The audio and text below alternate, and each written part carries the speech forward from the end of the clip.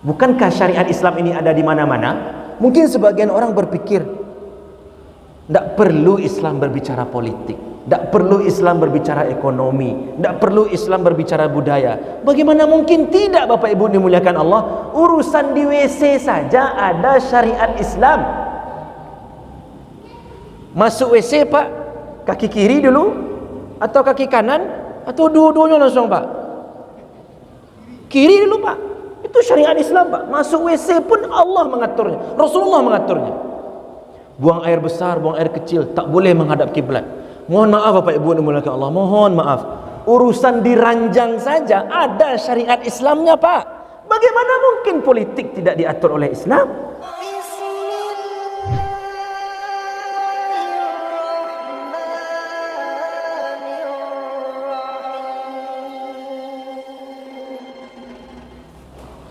Bismillahirrahmanirrahim. Assalamualaikum warahmatullahi wabarakatuh. Alhamdulillahi rabbil alamin. Wassalatu wassalamu ala ashrafil anbiya'i wal mursalin wa ala alihi wa ashabihi wa man tabi'ahum bi ihsanin ila yaumiddin. اللهم ارزقنا علما نافعا ورزقا طيبا وعملا صالحا متقبلا. اللهم علمنا ما ينفعنا وانفعنا بما علمتنا وزدنا علما. اللهم اجعل ما علمتنا حجة لنا لا علينا إنك أنت جواد كريم. سبحانك لا علم لنا إلا ما علمتنا إنك أنت العليم الحكيم. Bapak-bapak, ibu-ibu, para ustaz, guru-guru kami yang hadir dan dimuliakan Allah Subhanahu wa taala. Marilah kita memperbaiki prasangka kita kepada Allah sebagai bentuk kesyukuran kita kepadanya.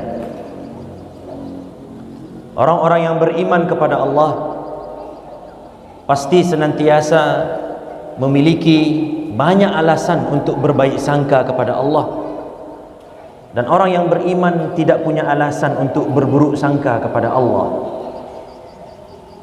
Di dalam sebuah hadis qudsi, mungkin Bapak Ibu masih ingat, karena di sini nampaknya banyak guru-guru kita memberikan pengajian. Hadis qudsi itu adalah hadis yang makna dan lafaznya dari Allah Subhanahu wa taala. Walaupun ulama berbeda pendapat tentang definisinya, tetapi dia bukan Al-Qur'an. Ada beda antara hadis qudsi dengan Al-Qur'an.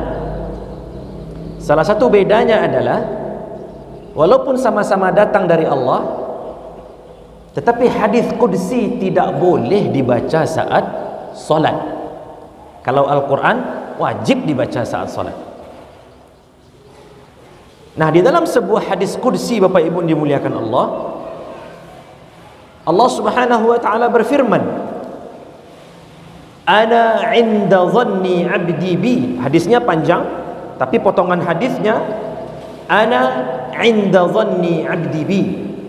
Kata Allah, aku sesuai dengan prasangka hambaku. Apa yang kita prasangkakan kepada Allah, maka itulah yang akan Allah berikan kepada kita. Jadi ternyata Bapak Ibu dimuliakan Allah, ketika di dalam sebuah hadis yang Bapak Ibu pasti hafal, kami yakin insyaallah, Rasulullah bersabda, innamal a'malu binniyat wa innamal likulli imri'in ma nawa. Amal kita itu hanya tergantung niatnya, dan setiap orang hanya akan mendapatkan apa yang dia niatkan. Kalau kita mencoba untuk menggabungkan antara hadis ini dengan hadis yang mengatakan seseorang akan mendapatkan sesuai dengan prasangkanya kepada Allah, maka dapat kita simpulkan, Bapak Ibu dimuliakan Allah, bahwa salah satu hal yang akan membuat niat kita benar adalah prasangka baik kepada Allah. Orang yang ingin dianggap niatnya benar, dia harus berprasangka baik kepada Allah Subhanahu wa ta'ala. Bapak Ibu dimuliakan Allah Subhanahu wa ta'ala, di dalam sebuah ayat Allah Subhanahu wa ta'ala berfirman, A'udzu billahi minasyaitonir rajim. Di dalam potongan ayat, Wa 'asa an takrahu syai'an wa huwa khairul lakum. Kata Allah, boleh jadi kalian membenci sesuatu, boleh jadi kalian tidak mengharapkan itu terjadi, tetapi sebenarnya dari Allah itulah yang baik untuk kalian. Wa 'asa an tuhibbu syai'an wa huwa syarrul lakum. Sebaliknya, boleh jadi kita mencintai sesuatu, menginginkan sesuatu, tapi Allah tidak kasih, karena dari Allah itu buruk untuk kita. Bapak Ibu, kalau hari hujan, biasanya orang kalau di Padang sebagian orang nyebut, Pak, itu hari buruk apa? Beko datang ya ke rumah ambo, ada akikah. InsyaAllah kalau hari rancak ambo tiba. Kalau hari buruk ambo tak tiba. Ma yang buruk apa? Hujan sebulan, hujan 3 bulan, atau tidak hujan-hujan 3 bulan?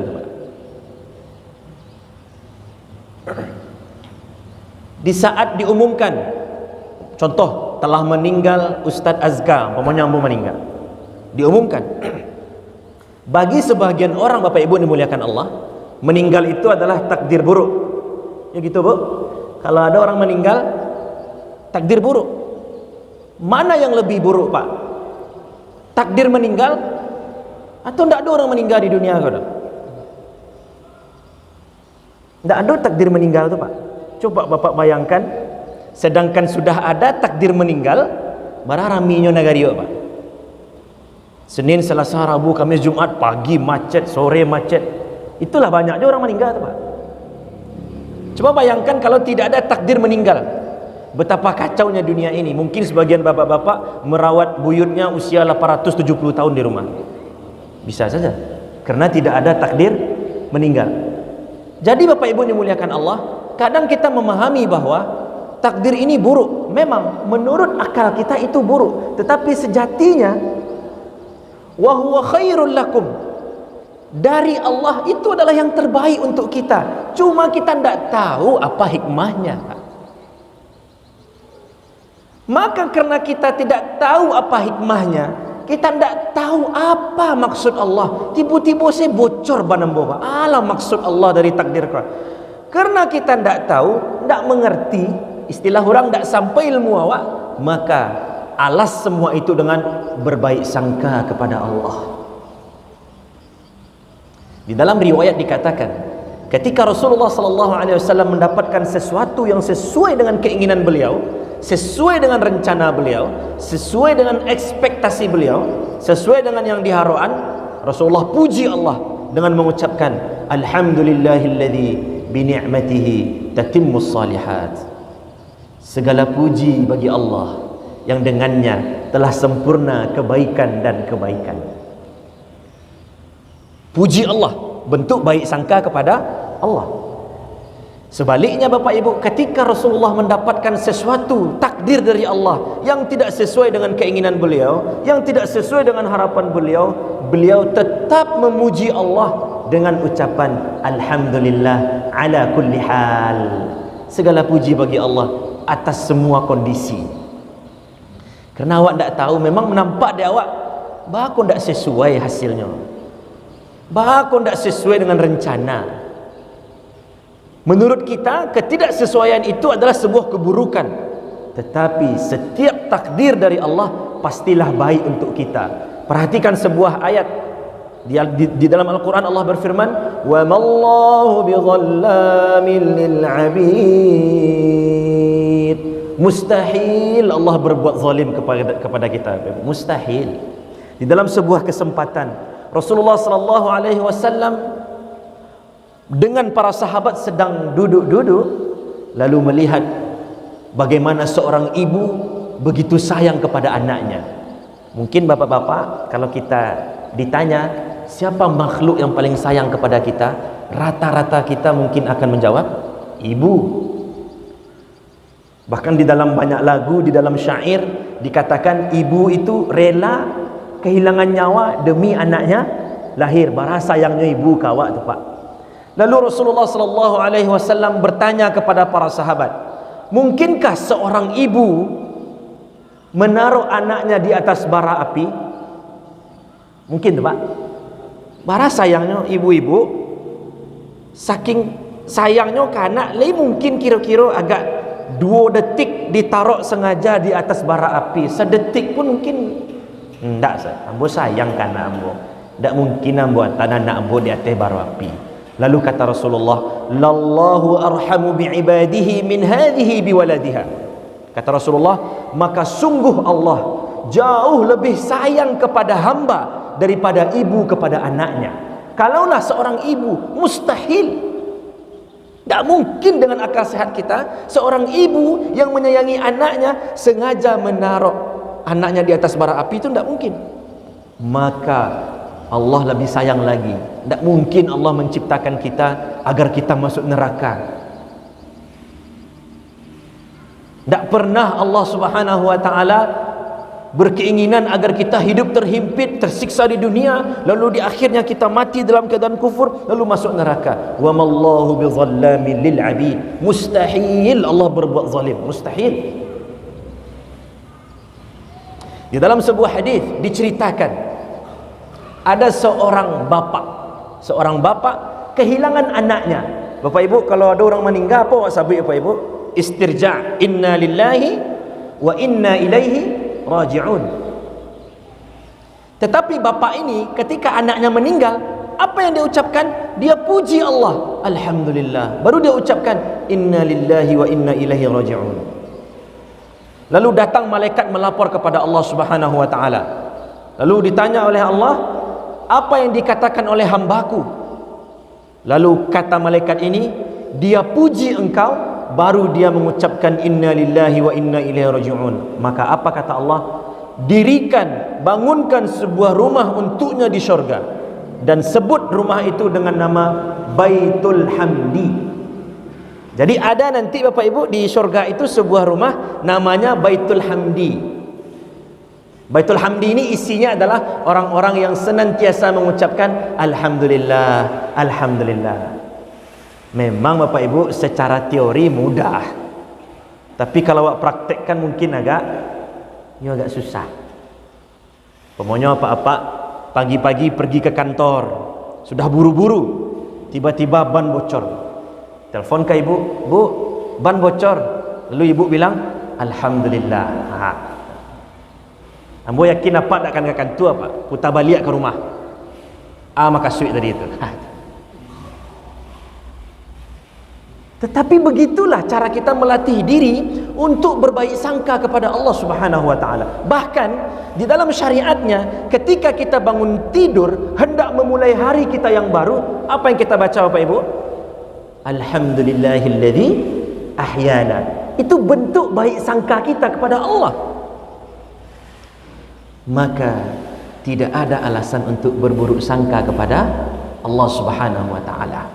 Bapak Ibu dimuliakan Allah Subhanahu wa taala, salah satu bentuk baik sangka yang akan menjadi kajian kita menjelang Isya ini adalah kita boleh dan mesti berbaik sangka kepada Allah bahwa Allah akan masukkan kita ke dalam syurganya. Muncul pertanyaan Bapak Ibu dimuliakan Allah. Silahkan dijawab masing-masing di dalam hati. Maukah kita masuk syurga? Jawab dalam hati saja. Inginkah kita masuk syurga? Jawab dalam hati saja.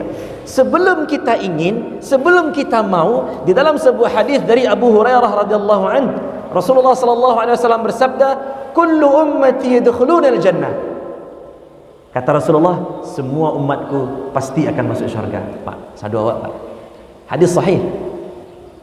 Kata Rasulullah, kullu ummati, kullu, semuanya. Ndak pun apa mangkit tangan dan bertanya, siapa yang ingin masuk syurga? Tak ada angkat tangan. Rasulullah sudah jamin.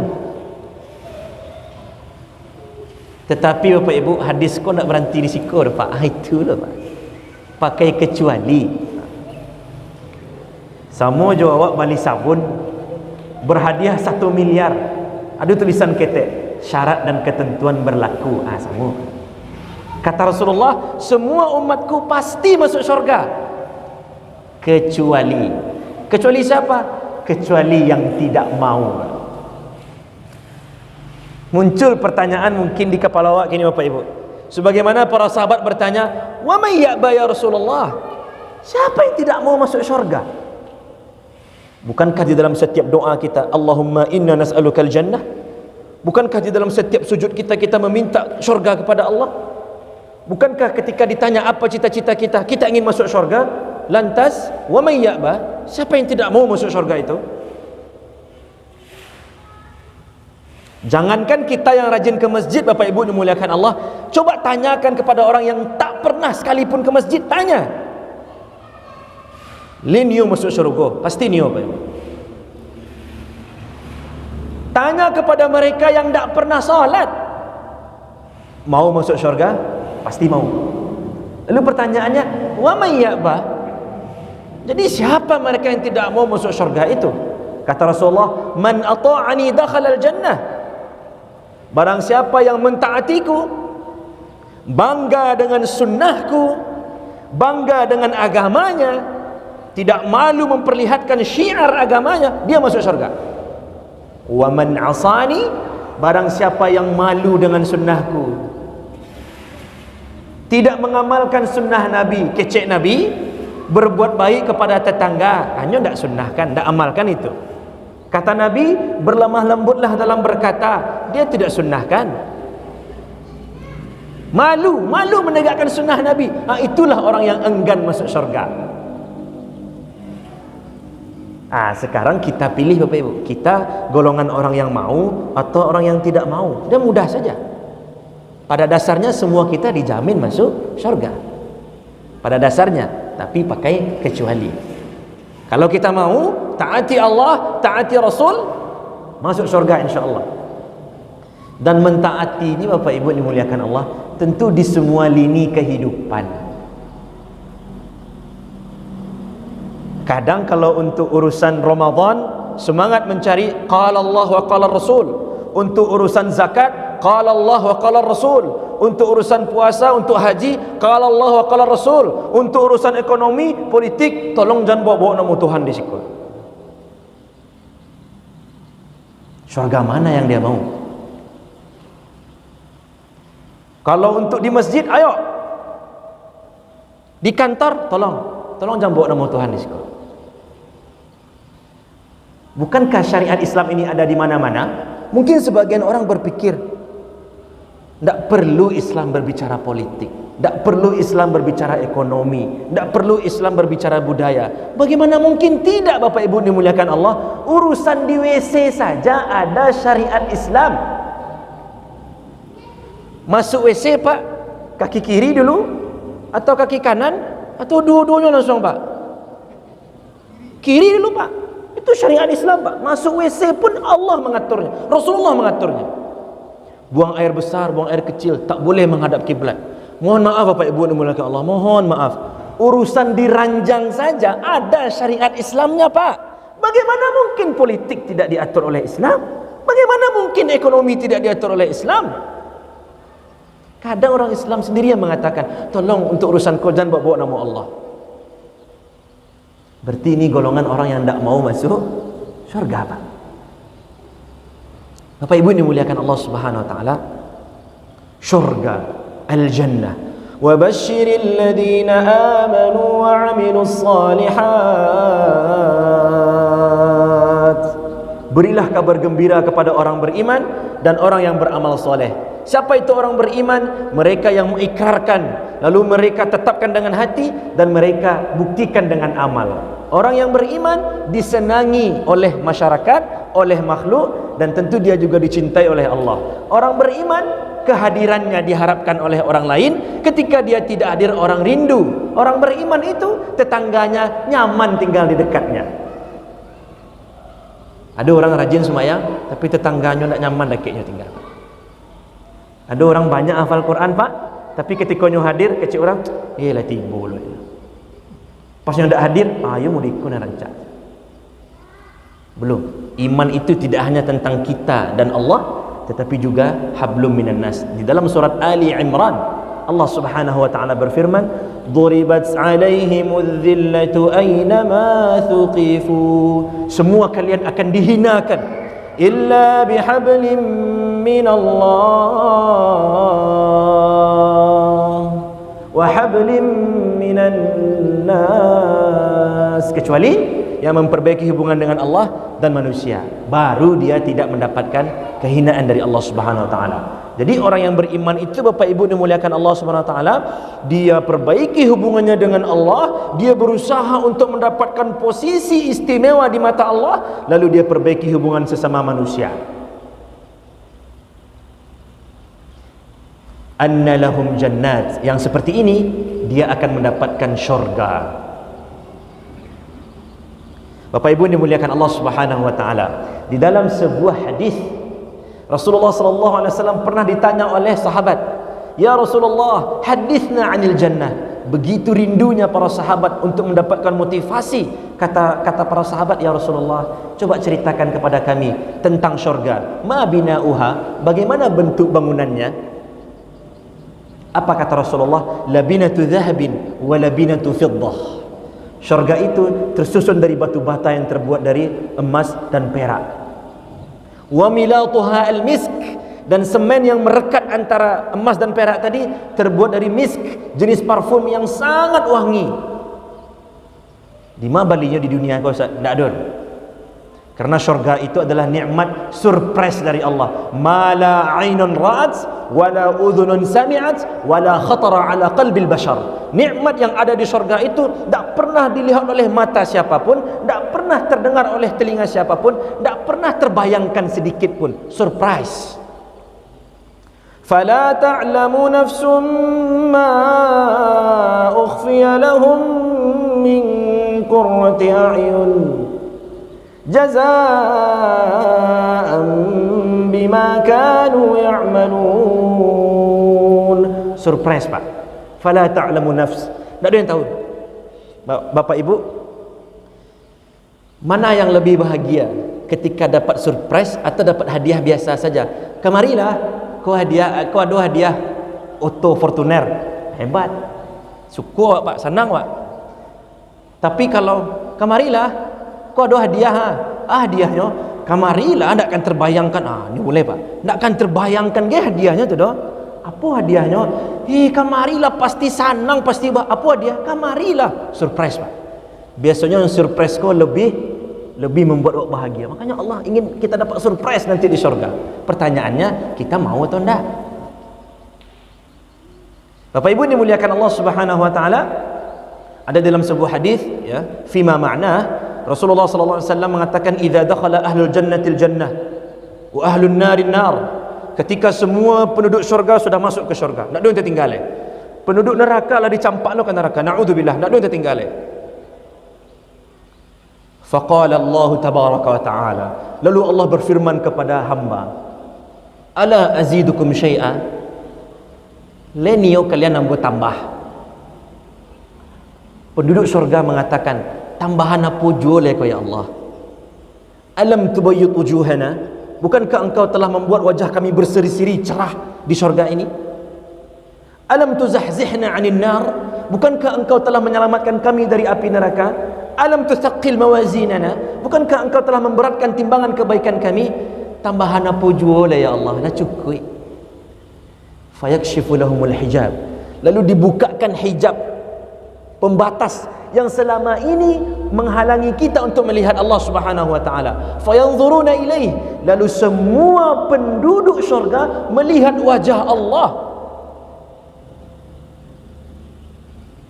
dan mereka mengatakan, "Wallahi, demi Allah, tidak ada nikmat di syurga ini yang lebih indah daripada melihat wajah Allah." Sebagian ulama menafsirkan maksud tersebut adalah ketika penduduk syurga melihat wajah Allah, mereka lupa nikmat syurga. Lilladzina ahsanul husna wa ziyadah. Bagi orang yang berbuat ihsan, profesional menjadi hamba Allah, dia akan mendapatkan husna, yaitu syurga, dan akan mendapatkan ziyadah, bonus.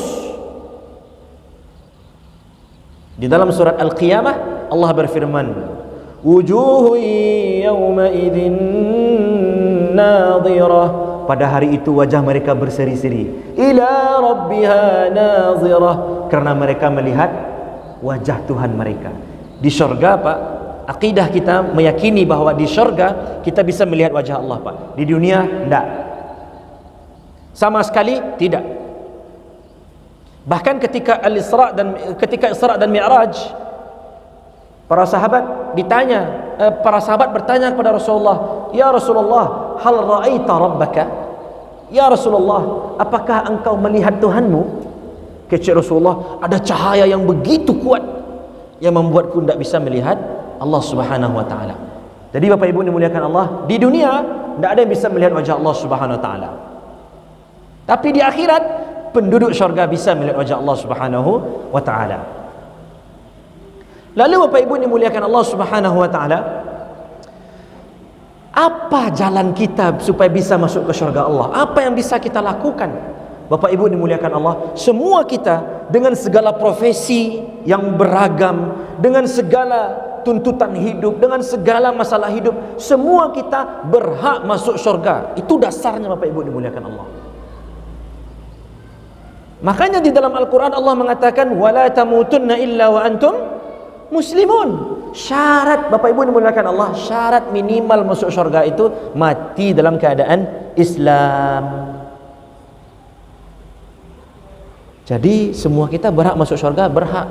Ustaz, ambo koyo sabuilah sadodoso Ustaz, lah pernah ambo kerajuan. Iyo Pak, iyo. Lah pernah mencilok Ustaz. Ambo guru pencilok-pencilok di sekolah Ustaz. Berzina, jangan tanya lah. Mabuk, menjudi, sabuk satu dosa lah juga kerajaan. Itu boleh bisa masuk syurga? Bisa. Bahkan seorang salafus salih mengatakan, boleh jadi seseorang masuk syurga kerana dosanya Pak. Dan boleh jadi seseorang masuk neraka kerana amalnya. Tanya muridnya, Pak ada cerita tu guru masuk syurga gara-gara dosanya Pak. Tanya muridnya, kecik gurunya, boleh jadi seseorang berdosa lalu dia bertaubat kepada Allah. Setiap paginya kana-kana dosanya lalu bertaubat kepada Allah. Siang dia bertaubat kepada Allah, malam dia bertaubat kepada Allah karena dia pernah berdosa. Lalu ketika dia bertaubat, Allah cabut nyawanya Pak. Tampaknya tu Pak, syurga Pak.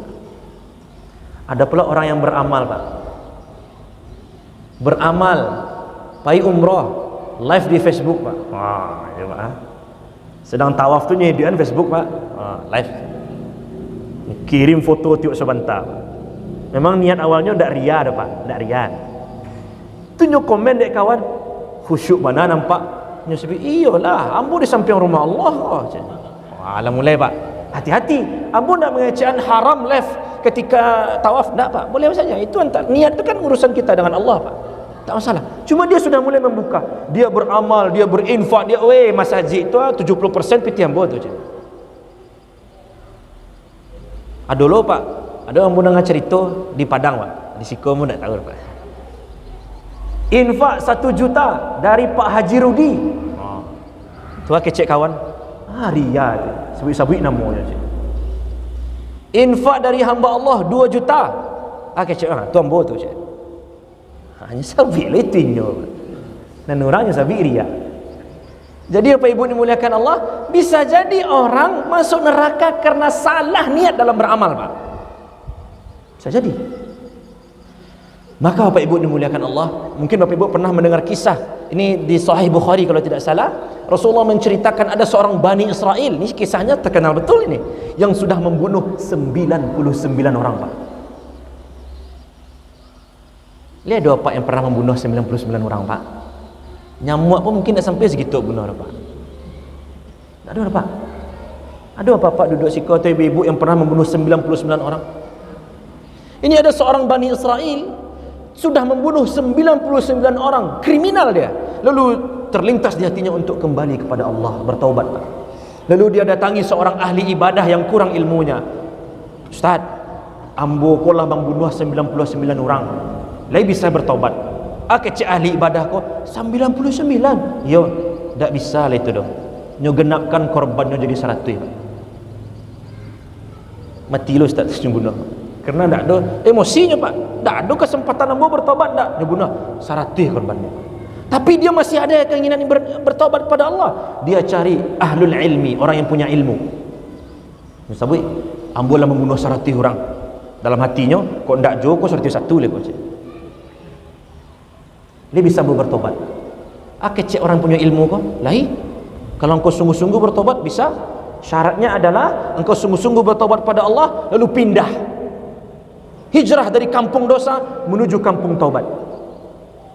Lalu senang hatinya dia bertobat pada Allah, lalu dia menuju kampung taubat, hijrah. Di tengah perjalanan meninggalnya pak. Barangnya bunuh orang tadi pak, saratui. Baru saja bertobat, belum sempat berinfak, belum sempat beramal banyak. Di tengah jalan menuju kampung taubatnya dia meninggal pak. Turun malaikat azab, turun malaikat rahmat. Kecek malaikat azab, kau jatuh tambo kau. Batu lah 100 orang yang bunuh. Kecek malaikat rahmat, tapi nyolah bertaubat. Kecek malaikat azab, tapi nyolah sampai ke kampung taubat lain. Syaratnya belum terpenuhi lagi. Lalu datang utusan Allah SWT, datang malaikat lain mengatakan diukur jaraknya. Mana yang lebih dekat, ke kampung taubat atau kampung maksiat? Ternyata lebih dekat ke kampung taubat, maka dia diangkut oleh malaikat rahmat pak. 100 orang yang bunuh, belum sempat beramal soleh, berkesempatan masuk syurga pak. Bukan berarti apa cuba lu bunuh 100 dulu, enggak pak. Maksudnya pak, sebesar itu dosanya tapi masih berpeluang masuk syurga. Sadaqa Rasulullah, maka benarlah Rasulullah yang mengatakan semua kita punya kesempatan masuk syurga pak. Punya. Pertanyaannya mau atau tidak pak?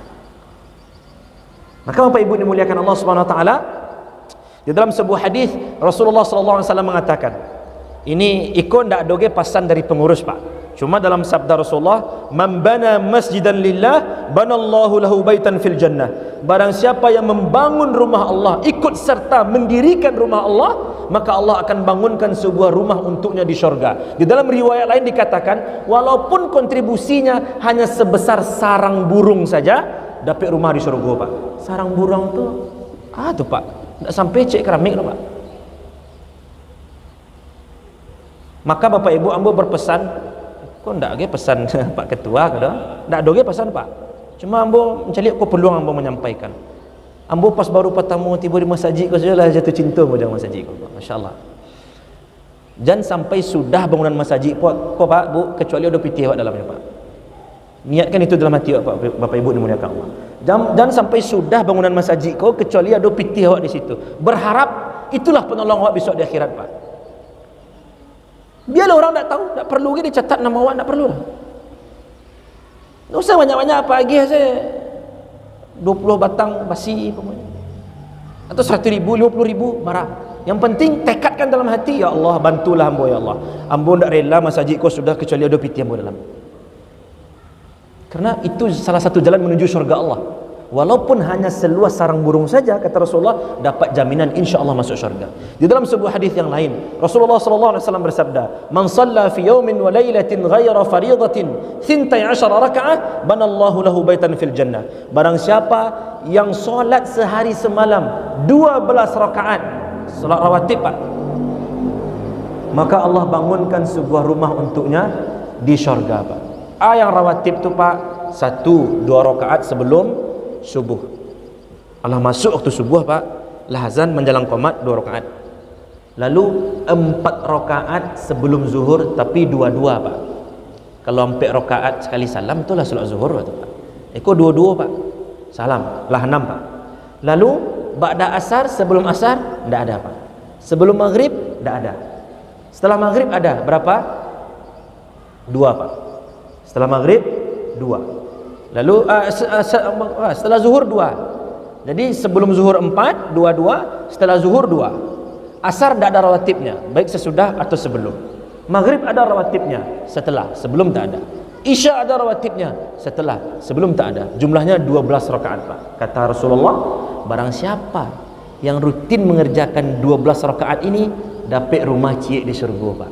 Mungkin apa-apa ada yang mengatakan, Ustaz, ambo lah 25 tahun menikah, ngontrak saya ambo Ustaz. Ndak ada pak, di syurga saya berumah pak. Di syurga saya berumah pak. Bapak Ibu dimuliakan Allah, kata Rasulullah SAW, ana za'imu baitin fi rabadil jannah liman taraka al-mira'a wa in kana muhiqqa. Kata Rasulullah, aku jamin satu rumah di syurga. Untuk siapa? Untuk mereka yang meninggalkan debat kusir walaupun dia benar, Pak. Debat kusir, Pak. Kalau debat ilmiah tidak masalah, tapi kalau debat kusir tinggalkan, Pak. Walaupun awak nak batu, Pak. Kadang orang berdebat ikut warna hijau atau warna biru, Pak. Sabit biru mah, hijau mah, biru mah, ayolah biru lah, pecik rumah di syurga, Pak. Kadang kan teorinya lama, Pak.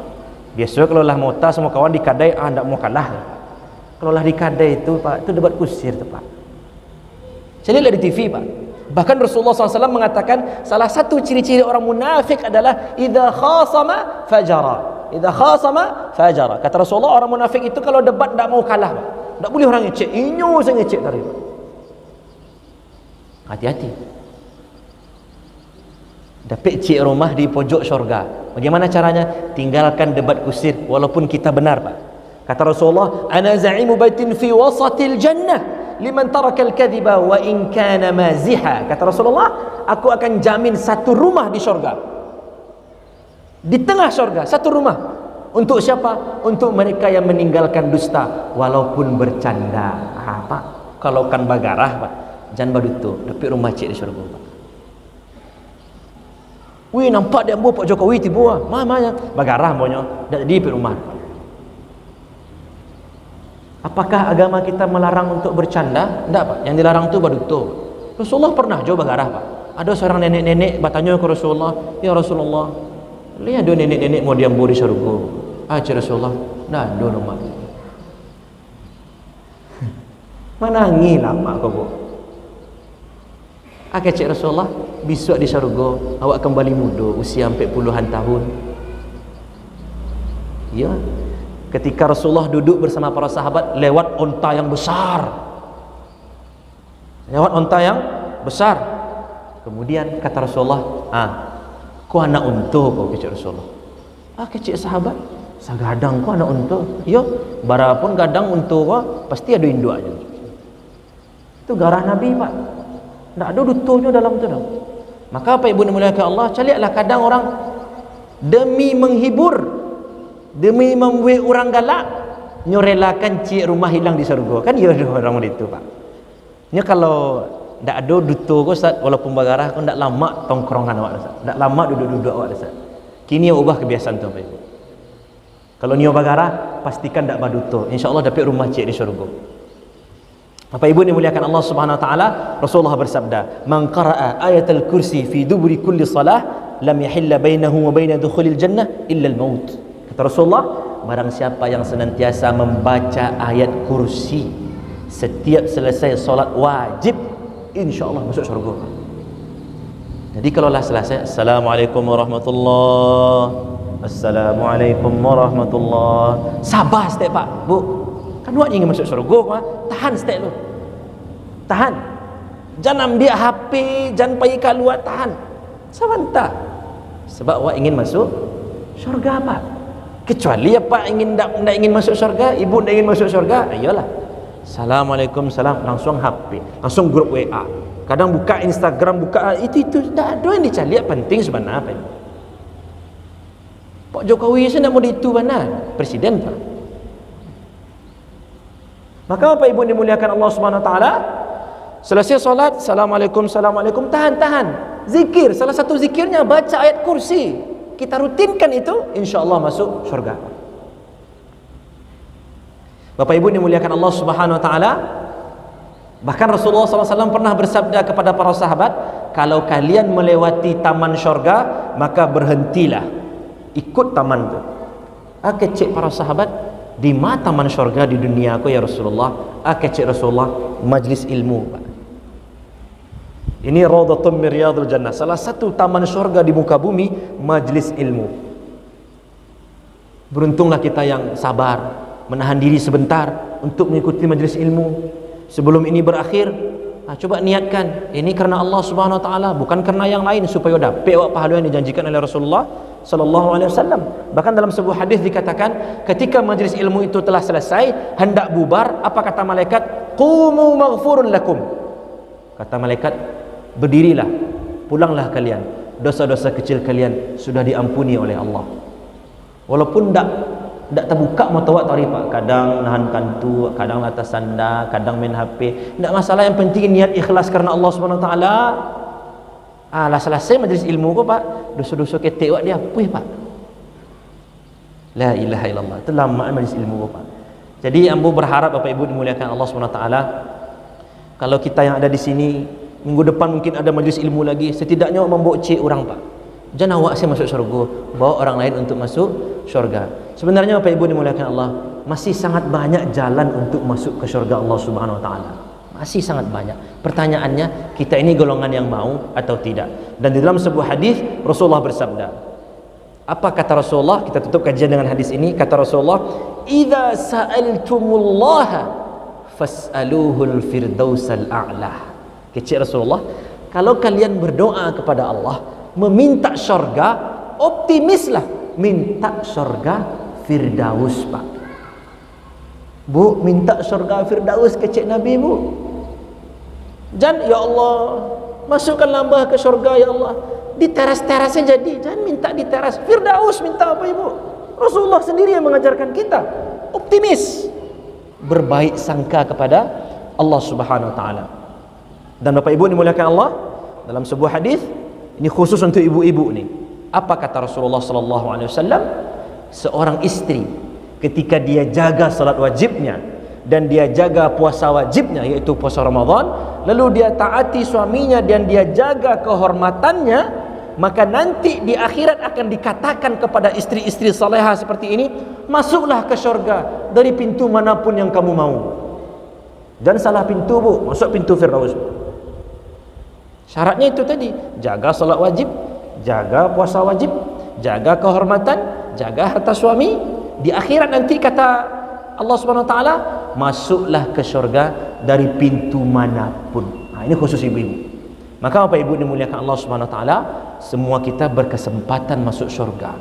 Pastikan aktivitas kita, profesi kita menjadi jalan kita ke syurga Allah. Mulai hari ini Pak. Jangan lagi hanya dunia yang menjadi orientasi kita, tapi keluar rumah hendak bekerja, ya Allah, ikut jalan syurga Ambo, tolong. Semoga Allah bimbing kita, Allah berikan kita hidayahnya, dan semoga Allah berikan kita keistiqomahan dalam beramal saleh. Banyak maaf Bapak Ibu dimuliakan Allah Subhanahu Wa Taala. Pada Allah memohon ampun. Astagfirullah, astagfirullah, astagfirullah. Assalamualaikum warahmatullahi wabarakatuh.